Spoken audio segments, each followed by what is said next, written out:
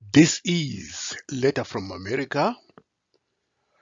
Today's topic is fearing a massive defeat. ZANU PF now wants to postpone the 2023 elections. There is now a very strong belief that Mnangagwa and ZANU PF want to postpone the 2023 elections. The geopolitical and economic climate is forcefully working against Mnangagwa and ZANU PF. The revelations of massive gold smuggling by Al Jazeera identifies Mnangagwa and his wife as deeply and unequivocally involved in the smuggling operation. And the word is spreading like wildfire among Zimbabweans that what they suspected is patently true. Mnangagwa and his wife are the captains of this gold smuggling mafia. In the recent primary elections, top ZANU officials were defeated after 2 reruns. They were among many more top ZANU PF officials who were defeated. What this meant simply was ZANU is imploding, and this is happening in 2023, the year of general elections. But this should not surprise ZANU PF or anybody. ZANU PF has known for many years that it is now a shadow of its former self, as one former party official said.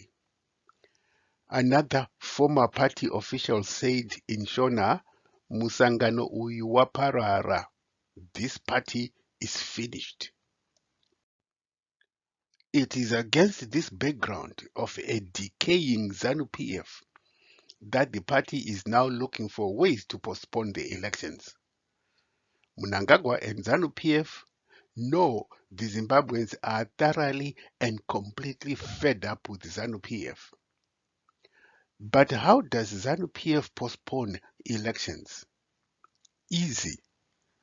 Send their errand boy, their dagger boy, Monzora, to file a case for the postponement in the Constitutional Court, and then get this court to say the delimitation report was unconstitutional and elections must be postponed. Mnangagwa will now say, I have listened to the voice of the people and I will postpone the elections for the next 5 years. Mnangagwa can only look with envy at the way the CCC has survived the restrictions placed on it by ZANU PF. These range from violence against CCC party members, jailing Sikala for more than a year without even charging him, illegally blocking or dispersing CCC rallies by the police. Yet in all of these oppressive and unconstitutional actions by the police, CCC is actually growing and vibrant. ZANU PF is spending millions of dollars to destabilize CCC. Yet CCC is thriving. CCC President Nelson Chamisa described these violent actions against the party by ZANU PF. They, meaning ZANU PF, sought to bury CCC deep in the ground. But CCC transformed itself into a seed which grew from the ground into a plant. Today, this party is 1 year old and has captured the support of Zimbabweans in all parts of the country. The growth of CCC is now a historical narrative of Zimbabwe. After the MDC alliance had been illegally seized and given to Monzora, Nelson Chamisa and his top party leadership were left to die. ZANU PF had seized the Harvest House headquarters and given to Monzora. They had also withheld funding under the Political Parties Financing Act and given that money to Monzora. But Chamisa announced a new party, Triple C, with its yellow color, and in a matter of hours, the entire Zimbabwe was ablaze with the Tiri yellow, Tiri Triple C. We are yellow, we are Triple C. In all the by-elections of 2022, Triple C won more than 68% of the votes. One significantly, Triple C captured all council seats.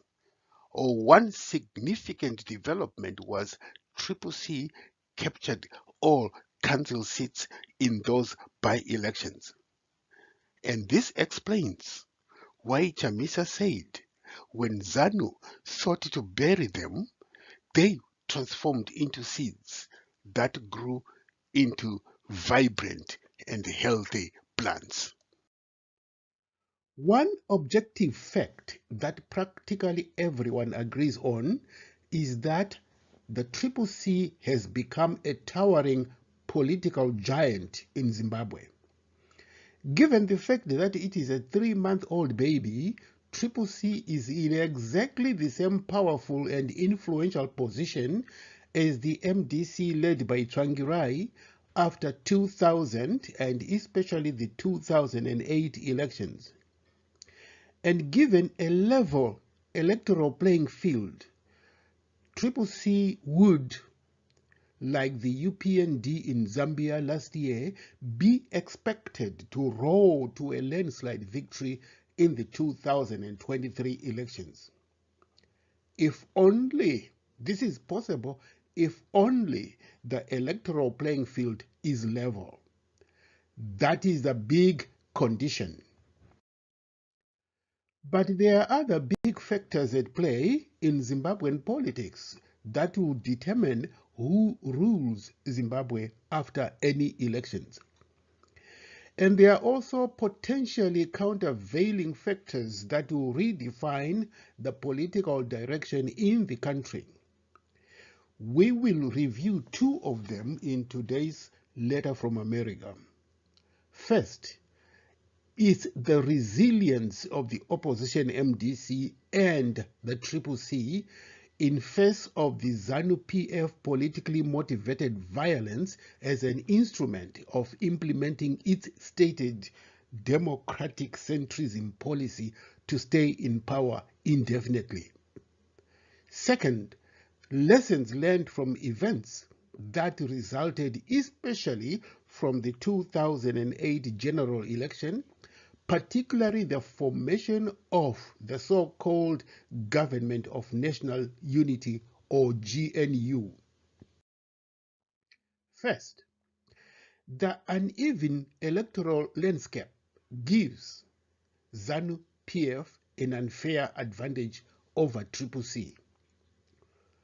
When the MDC led by the late Morgan Tsvangirai became a very serious challenge to ZANU PF after the 2000 general election, the Mugabe regime embarked on measures that would guarantee, not just promise, ZANU PF would stay in power regardless of the election results. These measures were in fact predicted by former Labour Minister Kumbirai Kangai. Kangai called these measures democratic centrism. In short, Kangai said ZANU PF would allow free and fair and internationally run elections only for the first elections conducted in 1980. Once ZANU won those elections, the party would implement the strategy of democratic centrism. That meant the door would be closed indefinitely to any free and fair elections in Zimbabwe in future. Between 1980 and 2000, ZANU PF was practically the only viable party in Zimbabwe, and the ZANU PF apparatchiki did not see the need to engage in any substantial vote rigging. Even when they lost all 15 seats in Matabeleland in the 1985 elections.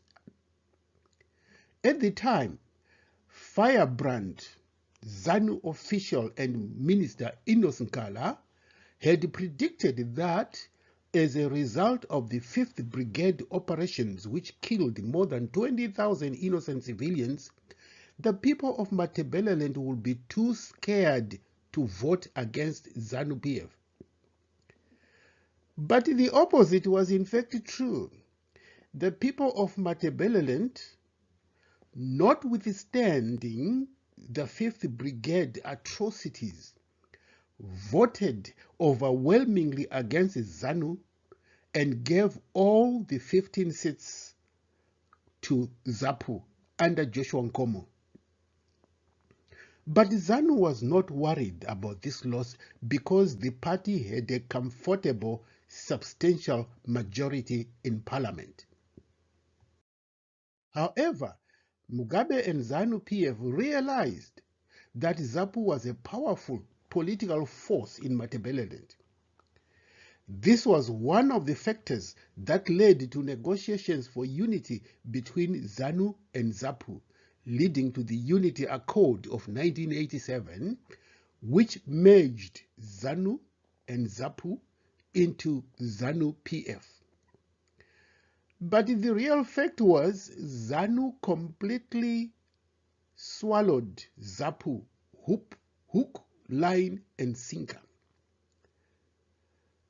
In the 1990 general elections, ZANU PF won by 83% against Edgar Tekere's fledgling Zimbabwe United Movement, or ZUM party, which got only 17%. This gave ZANU PF 117 of the 120 seats in parliament, a very comfortable majority for ZANU PF indeed.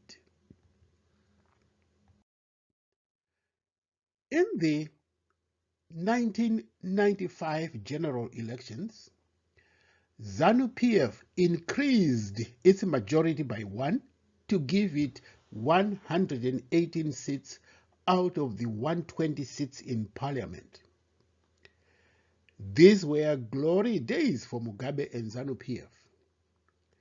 But they were not guaranteed to last forever. In fact, the 1995 general election results marked the end of Mugabe and ZANU PF honeymoon with the Zimbabweans. The year 2000 was a new millennium, or the 21st century. Ancient prophecies about the new millennium hit home on the fortunes of ZANU PF. The 2000 general elections were markedly different, very different. The one-year-old movement for democratic change, led by Morgan Tsvangirai and formed in 1999, captured the national dissatisfaction by Zimbabweans over the disastrous economic policies of ZANU PF. MDC under Tsvangirai came within a whisker of overthrowing ZANU PF in the 2000 general election. MDC gained 57 seats to ZANU PF's 62 seats.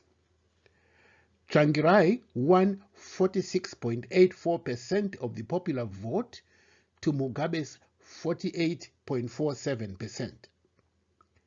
This was indeed comparable to Chamisa and Mnangagwa in the 2018 presidential election. It was also the year MDC gained control of all urban councils in Zimbabwe. ZANU PF was saved by the rural constituencies and earned the nickname the Rural Party instead of the ruling party. ZANU PF was sent into a panic mode. It was now clear that the ruling party was headed for outright defeat in future elections.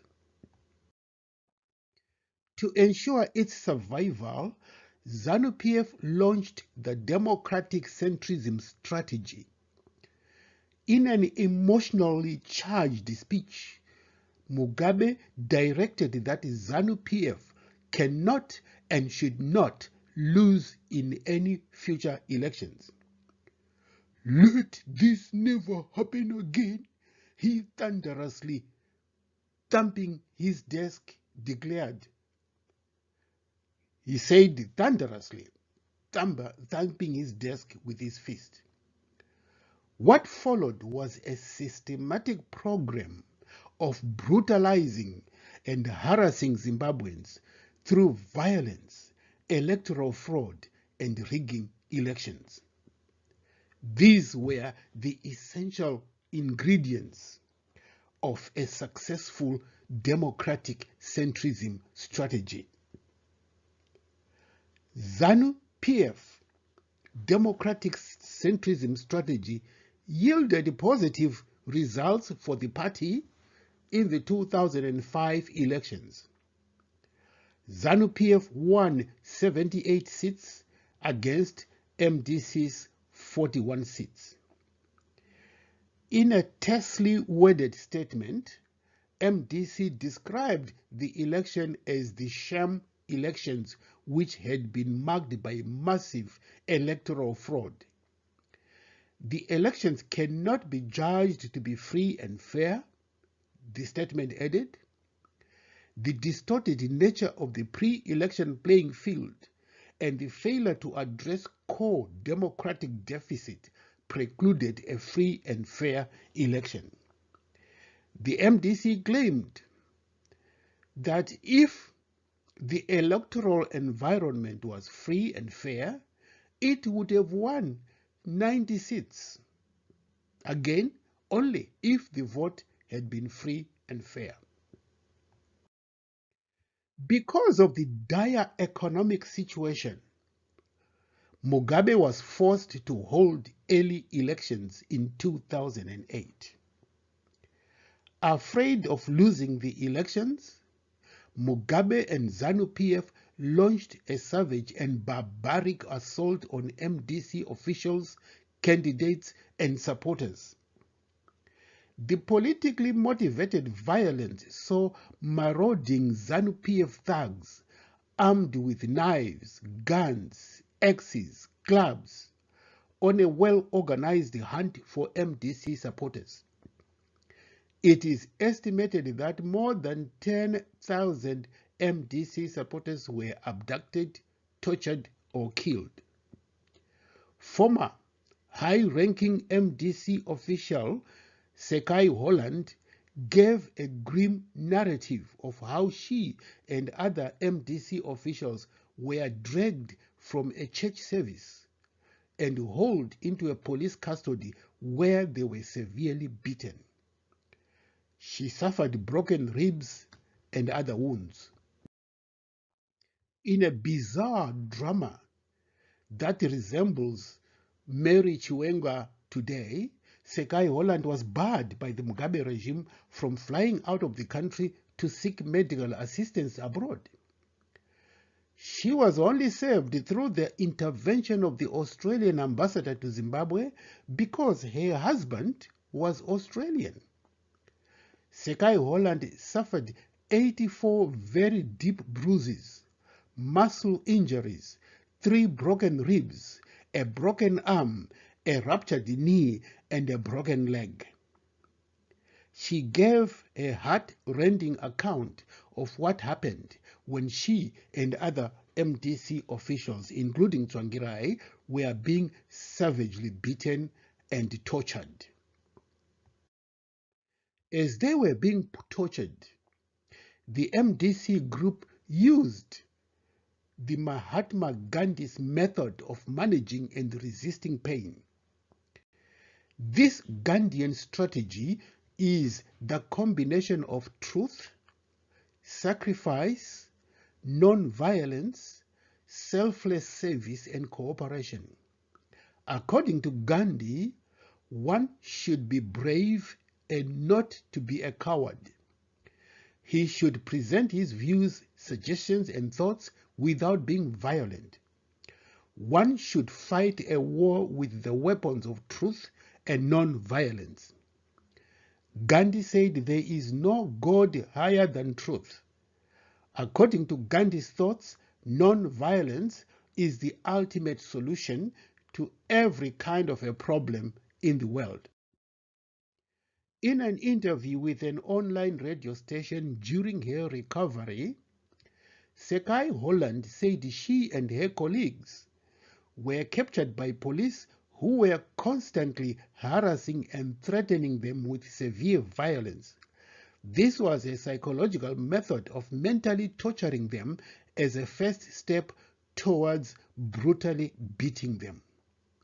She then recounted how they reacted as they were being savagely and severely beaten. Sekai Holland said, they expected us to confess to whatever they wanted us to confess to. We did not confess. They expected us to cry. We did not cry. They expected us to scream in agony. We did not scream even though we were in great agony. They expected us to plead for mercy. We did not plead for mercy.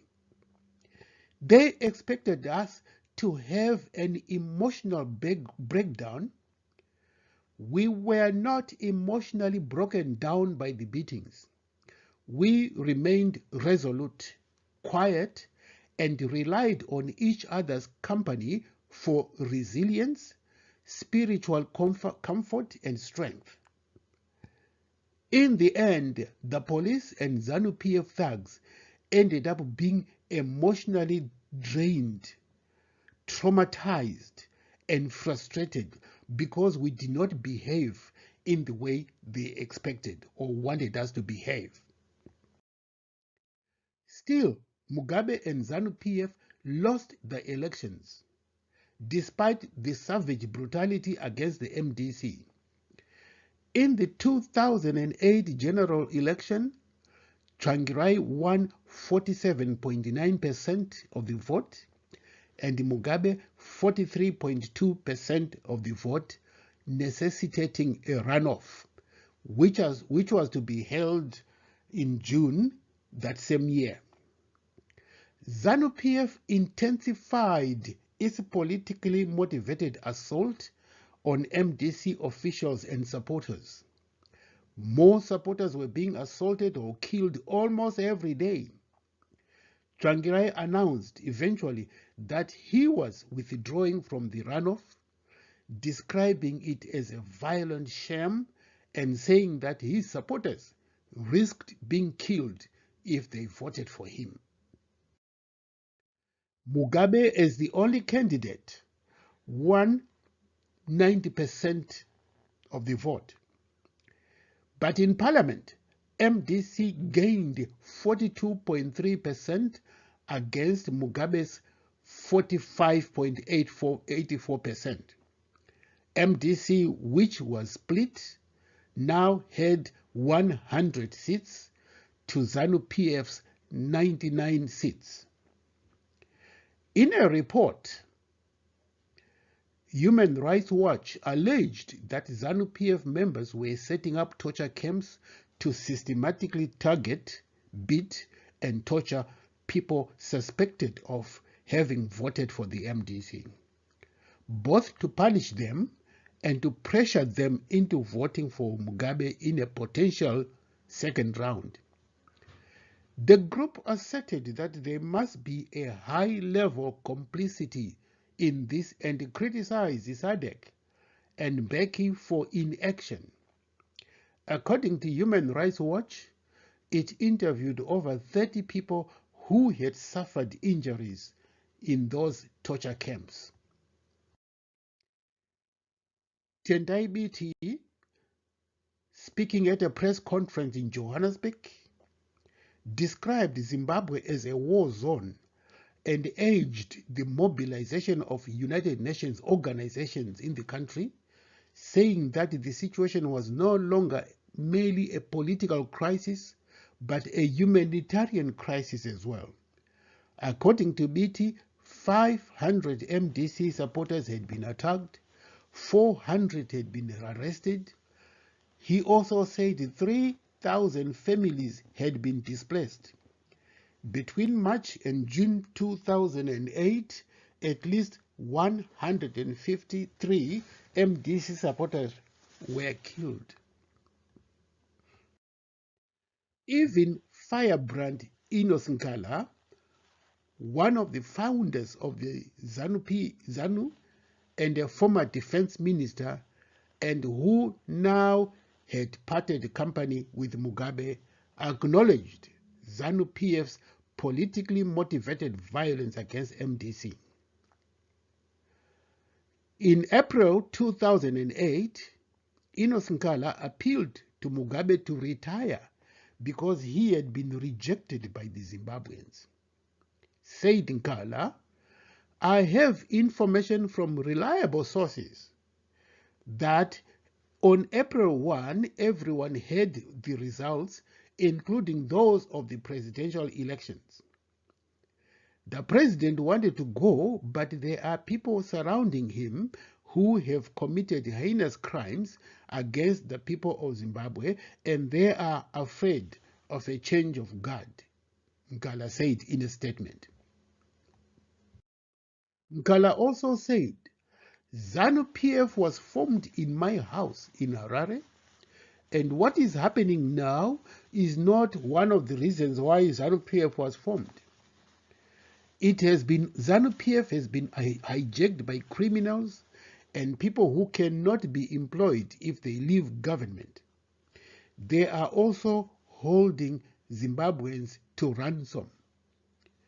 The sham presidential runoff election of 2008 and 1 month delay in announcing the results led to an unprecedented regional and international interventions by the United Nations Secretary General Ban Ki-moon.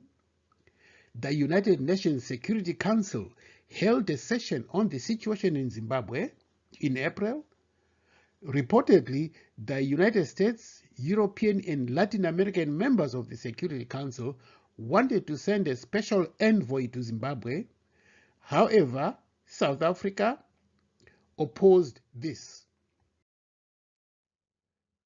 Other interventions came from foreign ministers of the G8 group of countries, Human Rights Watch, South African President Jacob Zuma, UK Foreign Secretary David Miliband.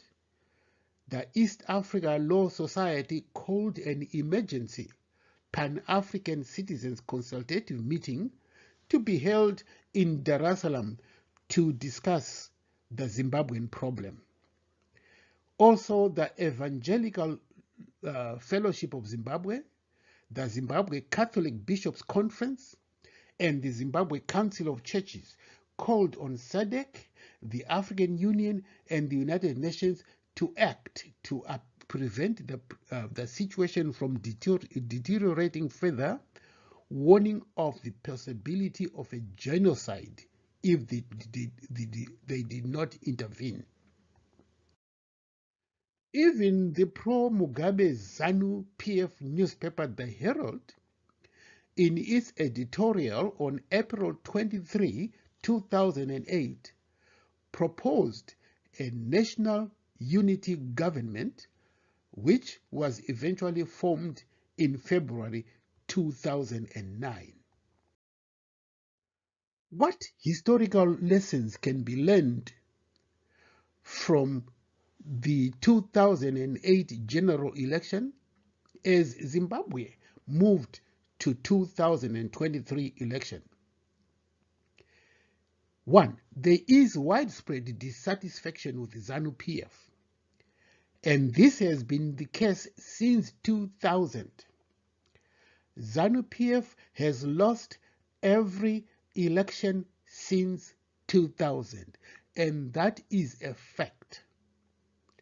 ZANU PF has had to resort to violence, intimidation, and vote rigging to stay in power. The MDC resilience and participation in flawed elections has won it even more popular support. This explains why and how CCC, which was born 2 months before the March 26 by-election, won with a landslide. A concerted regional and international intervention can yield some results in redressing flawed and rigged elections, as shown in the formation of the Government of National Unity. The GNU, as it was called, of 2009 was not effective, however, in giving effective shared power to the MDC. But the same GNU was effective in showing what the MDC could achieve when given the opportunity. For example, the MDC finance minister in the GNU, Tendai Biti, hit the ground running by implementing harsh but necessary economic reforms. Biti's mantra was, "We eat only what we kill," marking the end of the ZANU PF practice of balancing the budget by printing more money and reducing its value in the process. Before the GNU, Reserve Bank Governor Gideon Gono, who was described as Mugabe's banker, gained notoriety by reducing the numbers of zeros as the Zimbabwean dollar was in a free fall every day. It is "we eat only what we kill" policy yielded a progressively gradual turnaround of the country's economy.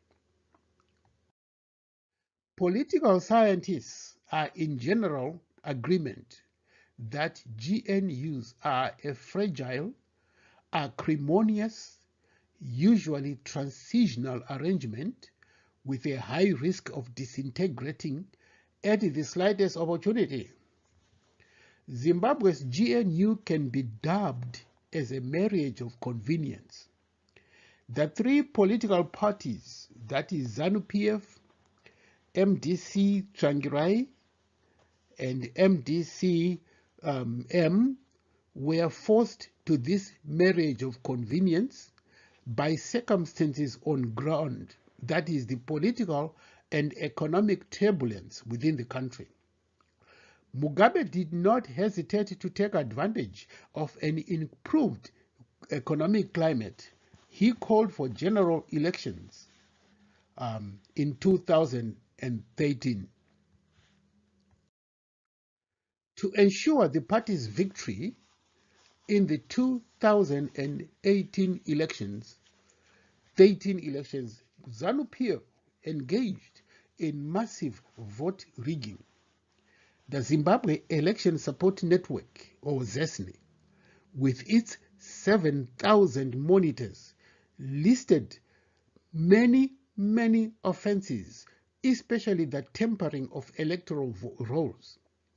It was estimated that 1/3 of registered voters were either dead or aged 120 years. ZESNI estimated that up to 1 million names were invalid and an additional 1 million voters in urban areas were excluded from voting in the 2013 elections. Even the Electoral Commission also later reported that approximately 305,000 voters were turned away from the polls, with an additional 207,000 voters being assisted in courts in casting their ballots.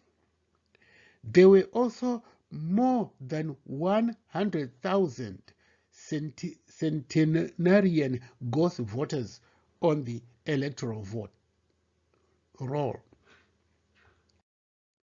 The election results were predictable.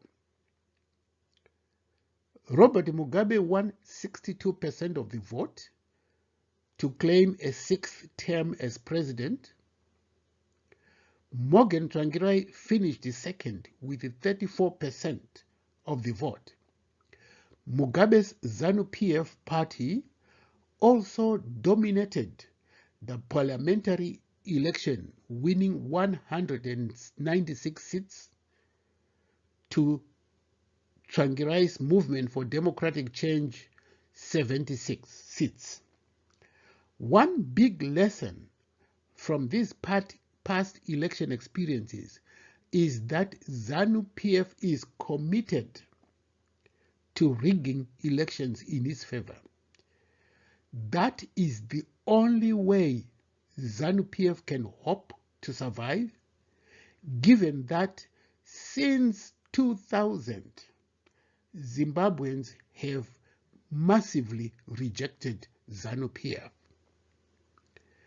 In the next letter from America, we will look at other factors that will impact positively and negatively on CCC chances of winning the 2023 election.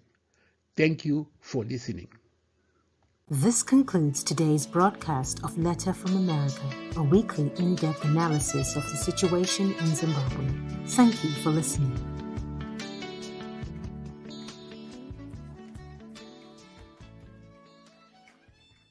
This concludes today's broadcast of Letter from America, a weekly in-depth analysis of the situation in Zimbabwe.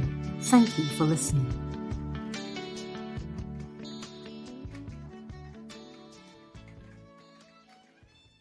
This concludes today's broadcast of Letter from America, a weekly in-depth analysis of the situation in Zimbabwe.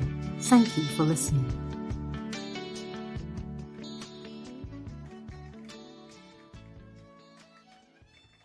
This concludes today's broadcast of Letter from America, a weekly in-depth